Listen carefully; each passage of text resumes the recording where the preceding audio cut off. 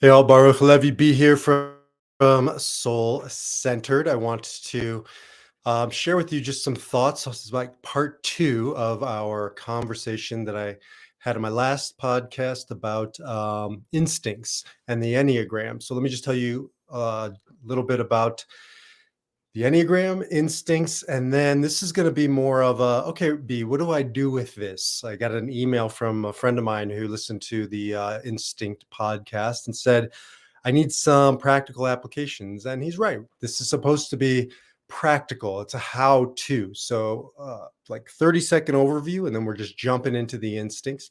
Maybe you're watching on YouTube. I have slides on here. If not, I can get you the slides. I'll make them available on my website. But for now, the Enneagram, an ancient personality roadmap, ultimately, of not who we are. Like, I can't say it strongly enough. You are not the personality number. I don't care what Myers-Briggs or Strength Finders or DISC, or in this case, Enneagram. It's not who you are. It's who you're not. It's who you have learned to go to, where you have learned to go to when you are in fear, when you are, as my teacher, Dr. Viktor Frankl would say, when you're in reaction.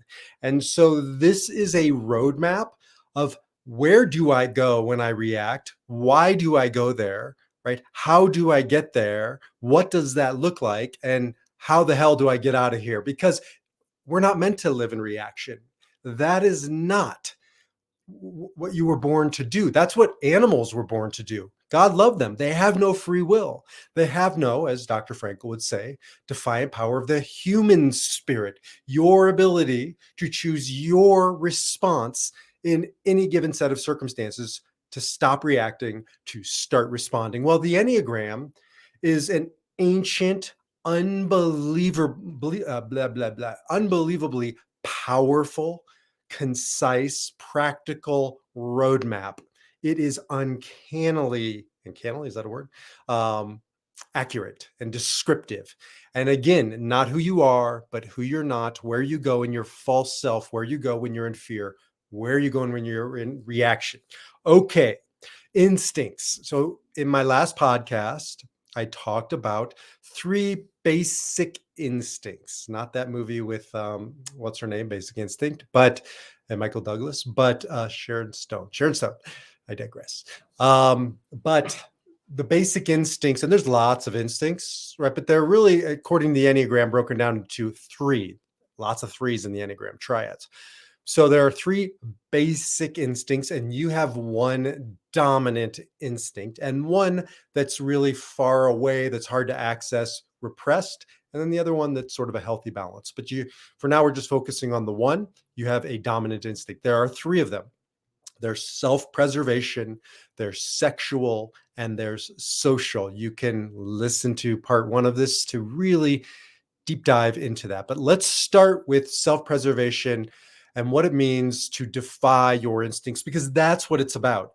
This instinct is what it sounds like. It's an instinct. It's not a choice. It's not like I say, hey, I want to be self-preservation. What does that mean? I want to focus on myself, my well-being as a species, as an organism, or to say it simply, am I okay? This is the source of our, anxiety for so many people. Am I okay? Physically, I talked yesterday when I did the first podcast in the first part 1 about, my wife, I have a kid. You can see self-preservation is their go-to. That was a snap of my fingers, little sound effects. That's their go-to. Am I okay? And so how does this play out? This has a purpose, right? We need that am I okay, self-preservation, stay alive, make sure I'm okay. And then, yes, tend to the person next to me, but I can't tend to them, right, if I'm drowning. You can't save a person from drowning if you yourself are drowning. So first you must make sure you're not drowning. Self-preservation comes in handy as a kind of do-it-yourself life preserver. And I see it when they walk into a new setting. You can see it in their eyes. They're sizing up sort of the risk assessment, running a risk analysis. They're not consciously doing it. They're doing it in the flash of an eye, But that's not how me and my daughter Maya, who we're sexual, well, I'll get there. We don't go into a room and say, "Am I okay? And where's the exit?" But they do. I counsel lots of people with self-preservation. I would say it's the most dominant of all the instincts, probably the most popular as a dominant instinct. Again, you have it.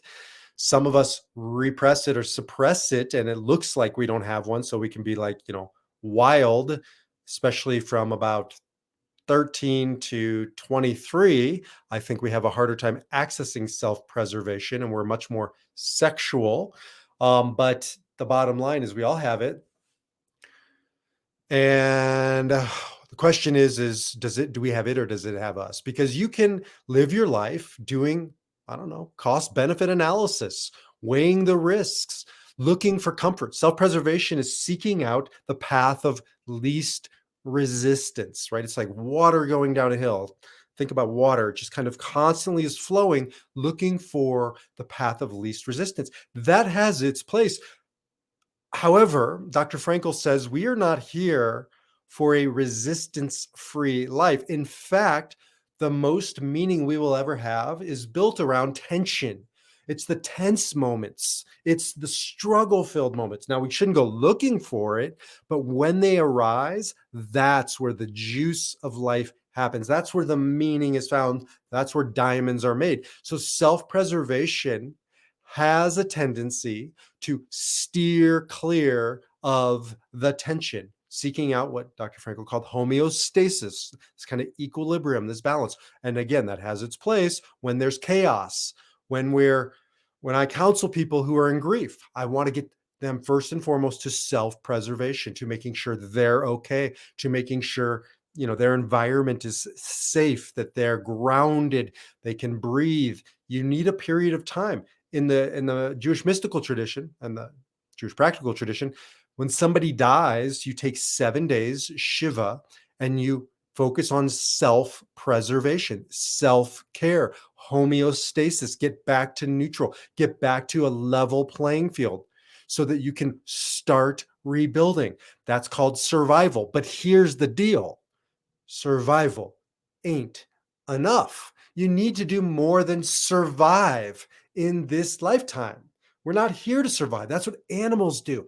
So we need to survive, and then we need to get back to thrive. That's sexual, not sex, but sexual in intensity. Survive and thrive.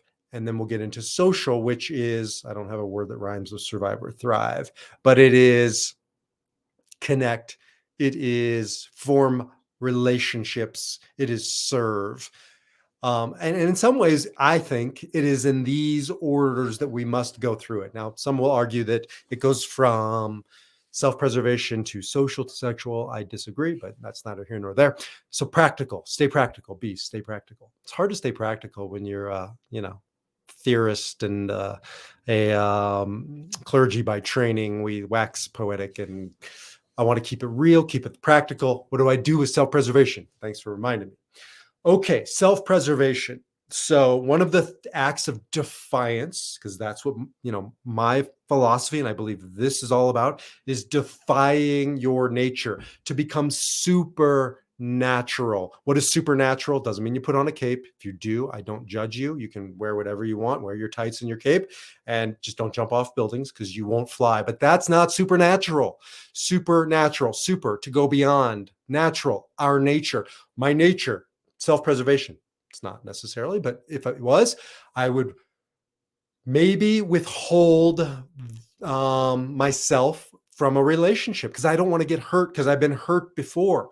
And so I withhold, maybe I would suppress that sexual, that intensity of connection, or maybe I withhold the social, which is more of the relationship, right? The giving. That's really the social piece. And so I focus on just my needs. Guess what happens if you just focus on your needs in a relationship? The relationship either remains empty or it dies, because you can't sustain a relationship by just withholding. You must give of yourself. You must open up. In nature, Things that close down are in fear, they're in protection. Look at turtles, look at flowers, they close.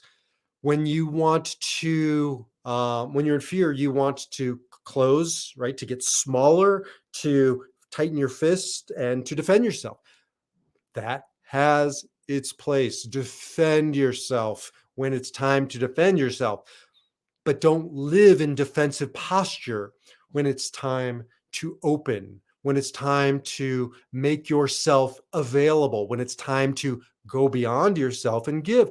Self preservation dominant types tend to resist that at first. Now, they can be counter type, and I'm not going to go down that path. But for now, let's just stick with dominant self preservation, close or protect or survive. To go beyond that, you must open, you must give, you must transcend yourself.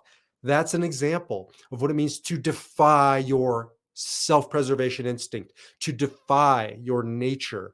That's the defiant spirit, to defy your number, in this case, your instinct. Okay, that's one example. I'm just riffing. I don't have anything written down, but let me tell you about another example. Another example is I have a son who's self-preservation, and he, well, right now, as I'm speaking, he's packing up and he's going camping by himself. And he's 20 years old, and I can see what he's doing. I don't know if he sees what he's doing, but I think he does. He's a very intuitive young man, and he's been through a lot, and he uses the Enneagram. So his self-preservation, and he's a 1. So that's self-preservation amplified. 1 and 6. 1 is the not the performer, it's the reformer, or the perfectionist. 6 is the loyalist, the skeptic. Those 2 already lean towards worry or fear. And so when you add self-preservation, they can be the most worried or fearful. So he's a self-preservation 1. His nature is to protect himself, to survive. That's just how he's wired. He's going out into nature to defy his nature, to put himself out in insecurity and to see what it feels like to deal with it. He does this now quite often. He's doing it by himself. It's just, he's an amazing young man. I'm really proud of him for, I didn't even know he was really doing it. He just said he's heading up to the mountains. So he takes his truck, he goes up there, and he sits in nature and he defies his nature because I think it really makes him feel insecure. Enneagram 1 in particular wants order. Well, he can't. If you've ever been camping, you don't control the elements up to a degree, but you got a little thin piece of cloth protecting you from Mother Nature. So he's challenging himself. That is just an amazing way to defy your nature. That is how a self-preservation might defy. A simple way is to be uncomfortable. Just be uncomfortable. For self-preservation, that might be a tall order. Right? When you put yourself in a new environment and you don't control the temperature, you don't control the food situation. I see this a lot with food. Food is a go-to for self-pres. Where's the next meal coming from? And do I have everything I need? When I go on outings with self-preservation types, food is always accounted for. Either we have a restaurant plan or we have a backpack full of food, but we're going to eat. We're not going to miss a meal. Well, a self-preservation might want to say, I'm going to challenge myself and go out on a hike without any power bars, right? I know it's hard to believe. Take a little water, but take what you need and not beyond that, because you can start stuffing the suitcase or the backpack with more than you need. That's a self-preservation act of defiance, to travel light. Those are just some examples, but you can hear where it's going. The defiant spirit, defy your nature, defy your instinct, defy your self-preservation dominant type. Okay, maybe that doesn't fully resonate with you because you're sexual. I'll just say it again. This gets the giggles. It shocks me. Like, I did this talk in front of a group of corporate types, executives, and they were giggling almost. I just felt like, we could be in 7th grade. I understand why, because, to say I'm sexual, right? already conjures up like I spend too much time on websites that I shouldn't be perusing. That's not sexual. That's pornography. No moral judgment on it. I have many talks on that topic, but that is sex. That's not sexual. That's not even sex. That's something else. But the act of sex is one thing. Sexual is an energy. Okay. So you don't have to have sex in order to have sexual energy. I would argue that harnessing that energy is what creates intensity. I think was it Muhammad Ali or George Foreman? I was listening to a talk by them a long time ago, and they said they didn't have sexual relations. I don't know if it was like 3 days or a week prior to a big fight, because for obvious reasons, because they had more energy, right? It's not if you YouTube, I'm assuming I haven't done this. If you YouTube, animals having sex, I have seen though, like I don't know, National Geographic or something. The moment a male has an orgasm, he falls over. Right? I remember seeing like highlights of this, and it was like a lion, and it was a turtle, and it was like every kind of animal. And the moment they had the climax, they just keeled over and like went to sleep. I know it's shocking. But there's an energy release, obviously. That's what it is. Sexuality is a type of energy. We name it sex. It's not what it is because it can be channeled into art. Oftentimes, great artists are sexual types. Great musicians oftentimes are sexual types. Great actors or actresses. Not the only way to get that energy, but definitely, when you're around somebody with a sexual dominant energy, you can feel the vibe. Can it cross boundaries? Absolutely. Like, what was his name? Harvey Weinstein type energy. I don't know anything about his Enneagram type. Probably a sexual, because boundary breakers. Now, I'm a boundary breaker and I have impeccable sexual boundaries. I had to learn this because I was a clergy for almost 20 years. And I was, like I wouldn't even counsel anybody with my door closed, because I was very aware of my kind of energy and my type and other people's boundaries and, me too kind of stuff, and just respect and transparency. And in Jewish law, that's also kind of a piece, an element there. But um, it's about knowing your boundaries, knowing other people's boundaries. And yes, boundary breaking. There are times when it's important to break people's boundaries, not sexuality, but comfort, right? So sexual energy or instinct types will break your boundaries, like in a conversation. They're the types to drop the F-bomb more likely than not. They're the types to say something provocative. I do this all the time. I sometimes am conscious, sometimes I'm unconscious. And so I'll just break a boundary. I'll say something radical, like God is dead, right? To a group of conservative Christians. And it's kind of this gasping moment. And then I'll unpack that. There is no such thing as God, because God doesn't exist in the Bible. Do I believe in the divine? Yes. God? Yes, but not God as in those letters. So, I can unpack it and then we all get to the same page. But that boundary breaking at the beginning is a sexual energy. I don't think conservative Christians would have thought that I'm bringing sexual energy into it, but that's what it is. So great movements, great art, great advances in, revolution of technologies. You can feel like a Steve Jobs type. This is boundary breaking stuff.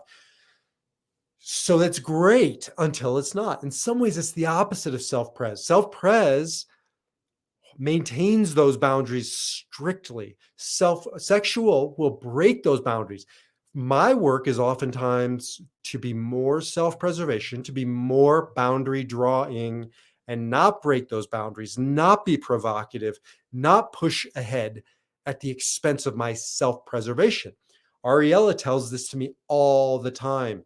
Take care of yourself. Get off of the computer, because I'm, working on my new Defiant Spirit program and I forgot to eat and I'm like jittery because I'm drinking too much coffee. And she's like, you are not walking your talk, because this is a program about defying your instincts, and your instincts, a sexual 8 is to conquer and create and achieve.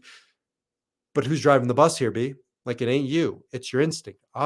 So I have to defy my nature Stop creating, stop doing, stop provoking, be calm, be quiet, be still. That's why I sit in meditation every morning to defy my nature, because my nature says create.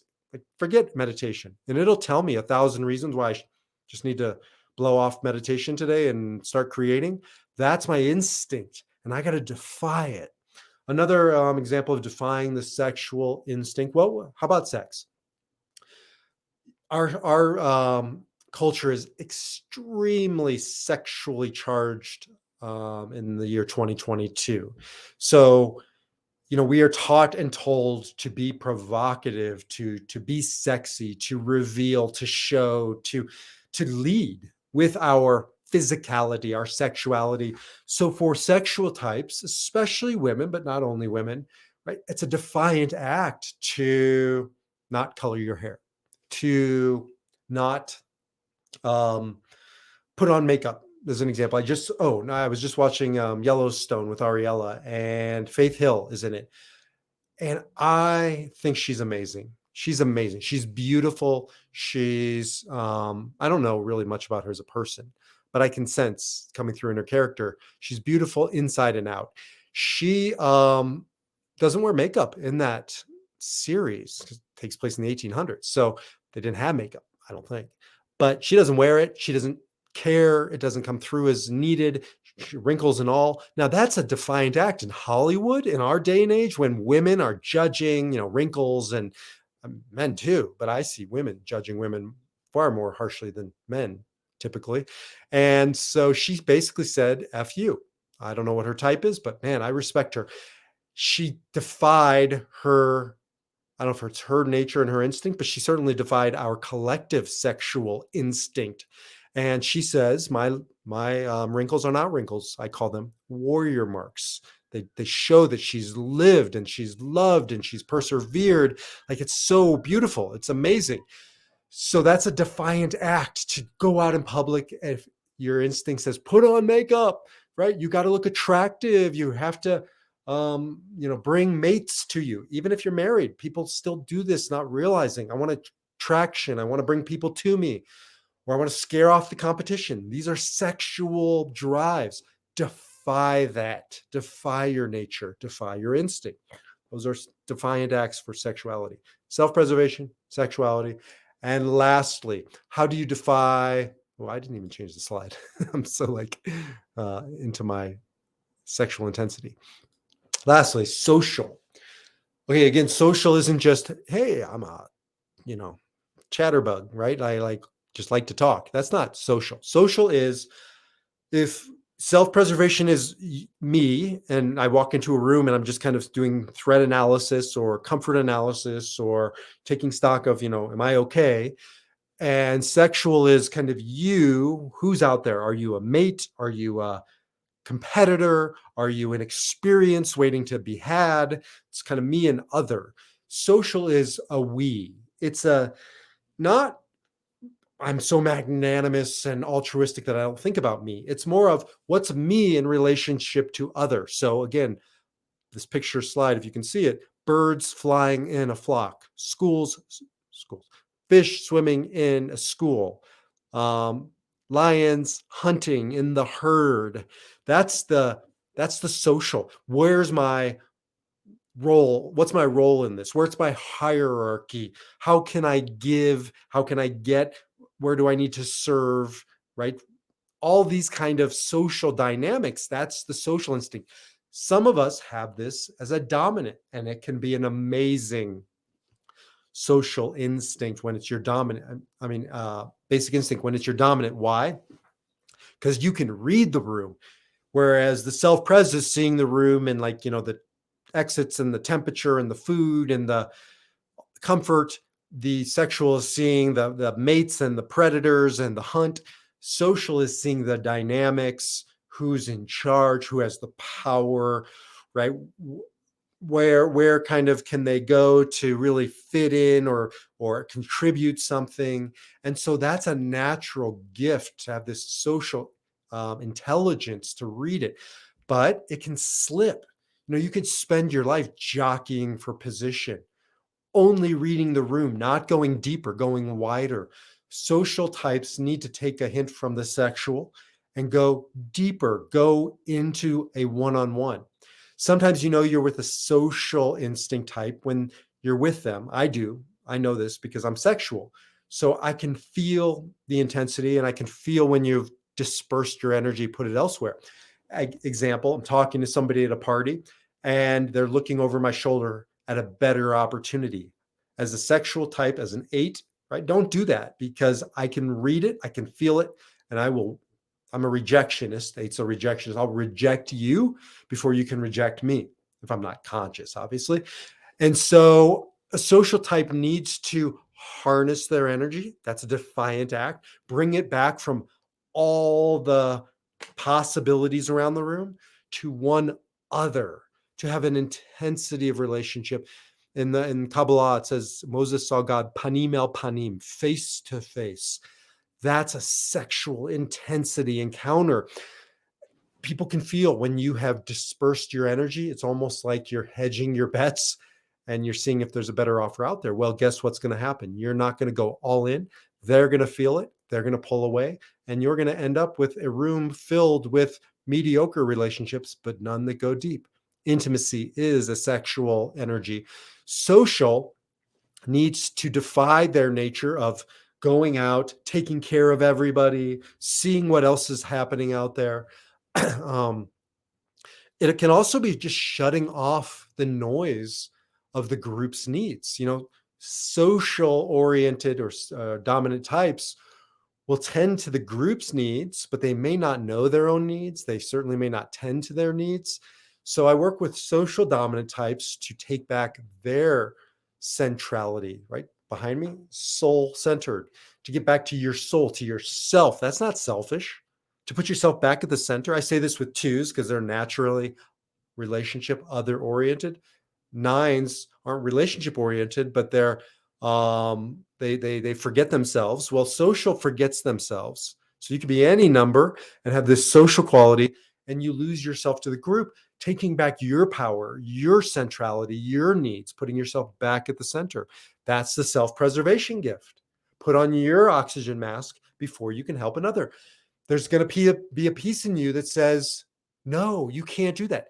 Defy your nature, defy your social instinct, defy popularity, defy what quote unquote they say. Socials are the ones who care about what they say. Sexuals don't give a shit, and self-preservations are too busy taking care of, making sure there's enough food at the salad bar at the event, and they're getting their needs met. So those are obviously caricatures, but that's their go-to. They're good at that. We each have to defy our nature. So a social may have to say, to hell with what they say. I'm going to draw upon my sexual instinct, bring that to be dominant in this moment, and really work hard to defy my need to be liked, popular, in the norm. I'm going to go against that. You can also, again, as I mentioned before, have a counter response to your dominant type, but I don't want to confuse you. And by and large, we go to this dominant, basic reaction, social, sexual, self-pres. Those are some practical applications for yesterday's more theoretical talk about the instincts of the Enneagram. You have one of these instincts. Figure out which one. You can take a test with me. Some tests offer them.